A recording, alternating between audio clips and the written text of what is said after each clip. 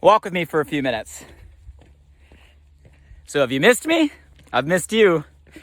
I know I've been a little quiet the last couple weeks on social media, especially our morning walks together. That's not because I don't love you. I love our time together, but it's because with everything that's been in the air the last couple weeks, I've just been doing a lot of listening, a lot of thinking. And obviously I'm talking about all the conversation around racism and Black Lives Matter and this redefining of the word and meaning around privilege, which I don't know about you, are super heavy topics. And I want to open that conversation with all of you today on kind of why I've been quiet and three big personal distinctions that I've had that I want to share with all of you this morning. But before we dive into what I think will be a very deep topic, maybe a controversial topic, but hopefully an enlightening conversation that we all can open up transparently together, as my purpose of all our conversations walking this morning. And before we dive into all of that, I want to know who's out there. So let me know who's plugging in live. It's been a minute. I've missed all of you. I love our time together these mornings. I appreciate all of you that tune in, plug in, whether you're the passive listener or you're the active, engaged conversationalist. I love you the most. I don't know if you're there unless you say hello. So do me a favor right now and just drop a comment below. Hello, high five, how you doing? Good morning, how you feeling? Where you're from? Would love to see who's plugging in this morning, who's walking alongside of me, and get a chance to acknowledge you and say hello back. And as always, I love for these not just to be monologues, but conversations. And the way you can make that happen for all of us is by engaging in the comment thread with your perspective, whether you agree or disagree, or different points of view, or questions you may ask, or what's on your mind or your heart. I appreciate that, and I know everybody that reads the comments appreciates that, especially on today's conversation, because there's probably, let's just say, a diverse set of perspective, a diverse set of beliefs, a diverse set of opinions. For sure, we see that among the whole world right now. And I want to do my best to share my thoughts on where I'm at with you guys openly and honestly this morning. I've been super quiet and hesitant to have this conversation because it's a hard conversation to have, a hard conversation to go kind of public with what's on your mind, what's on your heart. And I'll share with you guys the first thing that hit my mind. People started asking, close to me, a lot of people close to me, family, close friends, have some really strong emotions toward all of the current conversation today and what's happening in response to George Floyd and Black Lives Matter and the protests. A lot of people very close to me have been involved in a lot of the protests. And there's a strong emotion all around kind of my environment or atmosphere. Not necessarily strong opinion, but strong emotion around the meaning of what's happening, and where it could and maybe should go. And at first people were asking me like, well, Blake, what's your opinion? What's your thoughts? And I'll be honest with all of you, I was super hesitant even to give a reply. Because the first thing that would go through my mind when someone says, well, what do you think about this? My internal conversation immediately went to, well, really, who am I to have a strong opinion, let alone an opinion that should be shared? I didn't say that out loud, but that was the conversation I said in my mind. I mean, for those of you guys that haven't noticed, I'm pretty white.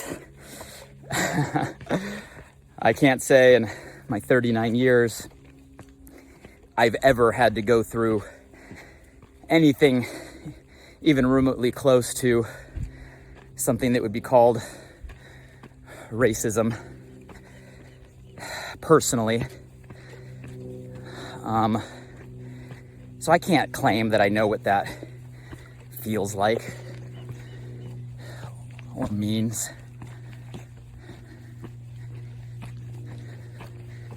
Morning. Beautiful day here in Santa Monica.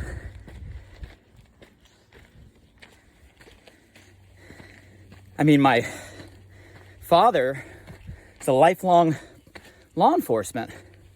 His whole career, all different aspects. Highway patrol, sheriff, working alongside those with severe mental health and mental illness, detective, canine. So my dad being a lifelong law enforcement, I grew up in that household. And quite frankly, I'm not very political at all, which is an ironic thing to say, considering my degree was in political science. I got a degree with honors from a great university. And the only thing that degree taught me at the end of the day was, man, I believe we have a flawed system. And after the degree, I never paid a lot of attention to the political system, simply because I kind of have the belief that you can't complain about it if you aren't willing to actively and personally do something about it. And therefore, I've just never put energy into it, and I'm not going to complain about it. I think the world would be in a better place if we all adopted that belief. To complain should be to make the decision to act on. But those were the things that were going through my head. I'm like, who am I to have a thought, share a thought? Why should anybody listen? And then I started to kind of unpack that a little bit. Really, why was I afraid and have been afraid to say anything on this topic?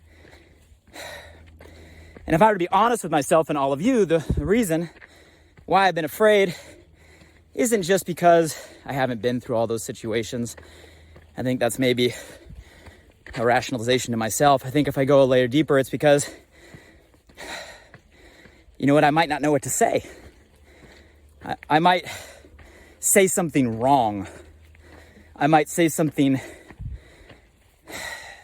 that gets taken in an unintended way that creates a division or a conflict. I might say something that triggers a meaning in someone else. I might say something that gets a reaction. I might say something at the end of the day that gets judged. And that was an interesting realization of I was unwilling to say an opinion, not because I really felt I didn't deserve to have or share, but because I was afraid of being judged.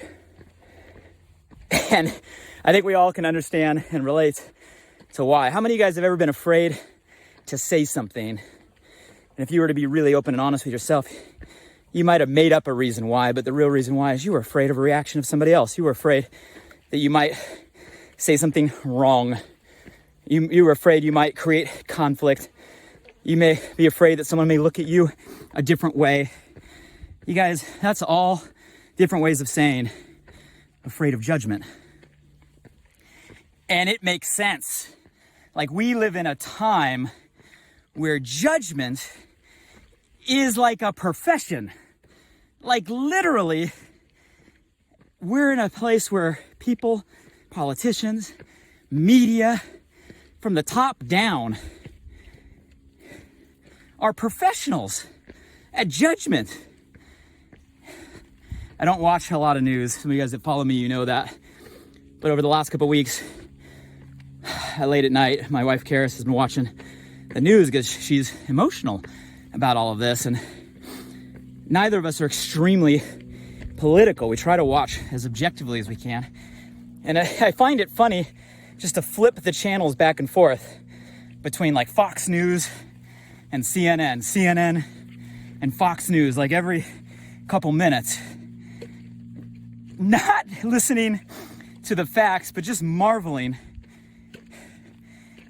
in the not news. It's not news channels. They're propaganda channels. I'm sitting here as a marketer marveling in the media machines owned and controlled by certain motives and agendas that somehow linger to this old definition of what news once was. And now we have professional spin doctors everywhere from the top down. How they take a fragment of a sentence totally out of context and spin it to suit their agenda. How they take a fragment of a video totally out of context and spin it to meet their outcome. And this is a profession, and they're so good. So good. I'm just sitting there saying, well, no wonder we're all afraid. Nobody's safe from judgment or the spin or a portion of what they say being taken out of context. I bet what I'm saying right now is at the mercy of that judgment and will probably be taken out of context in itself. So here's my first big distinction. Guys, intention matters more than judgment. Intention matters. The intention behind the action, the intention behind the statement, the intention behind the person. Intention matters. And if we're going to get to a place where we really want to create long-term change, we all have to get to a place where intention is greater than judgment. The intention behind the statement, the person, is what we have to read and not be so quick to judge the semantics of the words that we might all have different meanings tied to, the limited scope of an action that we might have a trigger or a past-based reference to. We're reacting or judging based on our own filter, triggers, past-based references, and we're ignoring what matters. And what matters, guys, is the intention behind it. We got to give some grace to the judgment, because there's a lot of people out there like me that are probably saying, I'm white, I've never experienced racism, who am I to have an opinion, and are afraid to say anything because of an atmosphere of judgment being cultivated from the top down. So distinction number one, intention has to prevail over judgment. And I'd love for that to start top down, but let's be real, it ain't gonna happen. So it has to start bottom up. It has to start with us and us giving grace to each other and not picking apart people's words or picking apart people's actions because they don't say it the exact same way we would or do it the exact same way we would. But if our intentions are aligned, our intentions are to create change, our intentions, right, are to make a shift, our intentions are to improve. If we're rowing the same direction, it doesn't matter if you row the oar a little different than the person next to you. You're rowing the same direction. My distinction, guys, is intention matters.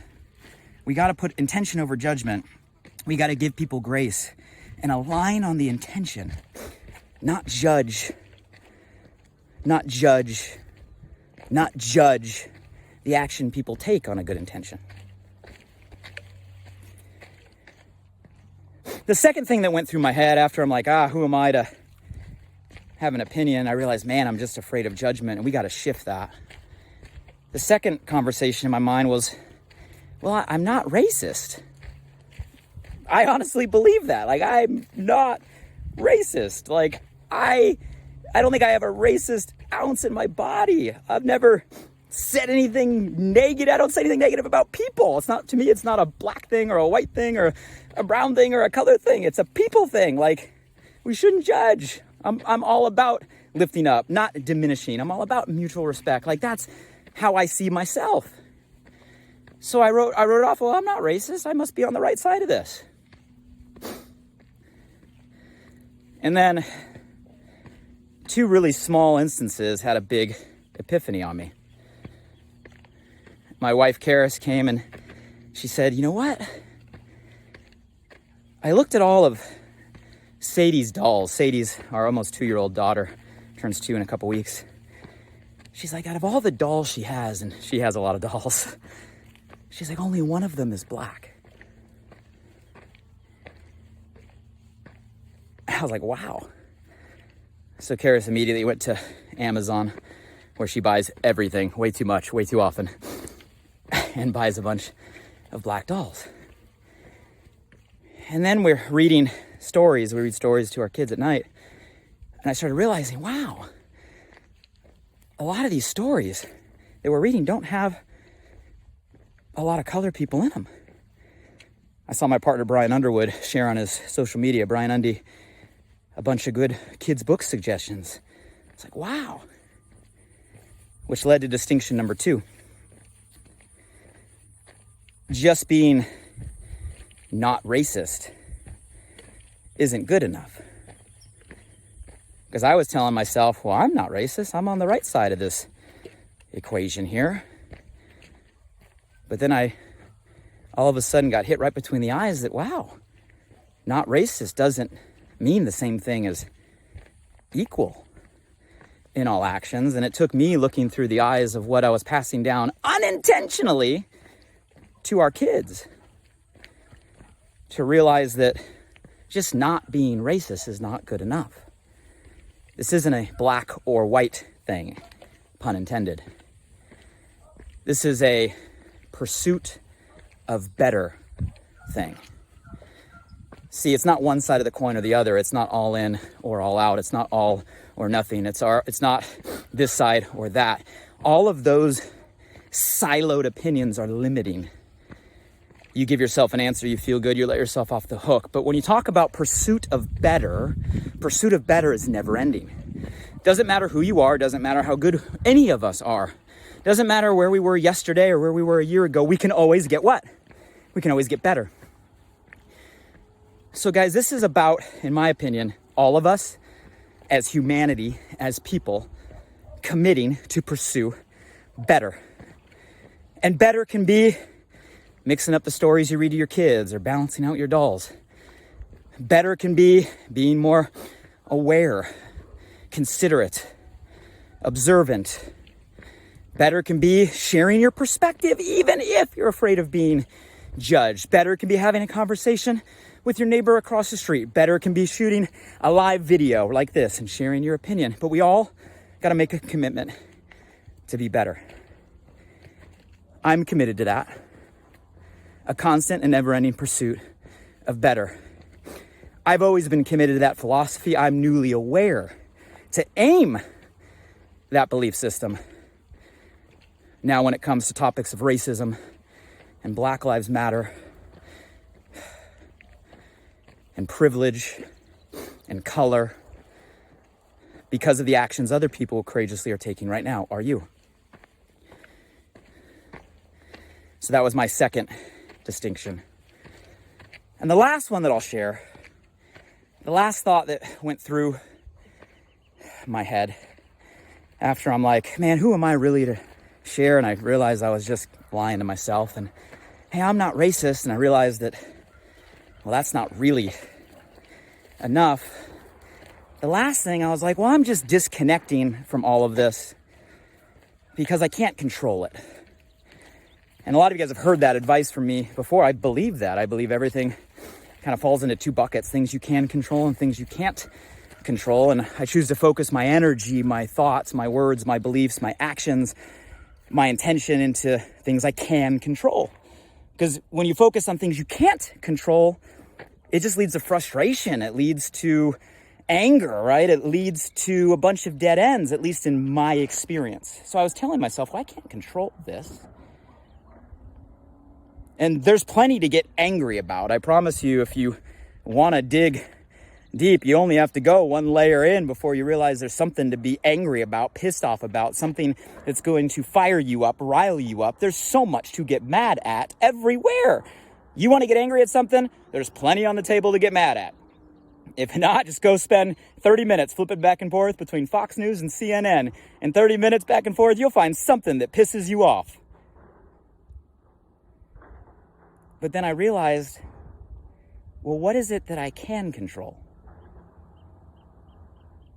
And you guys, what we can control is being open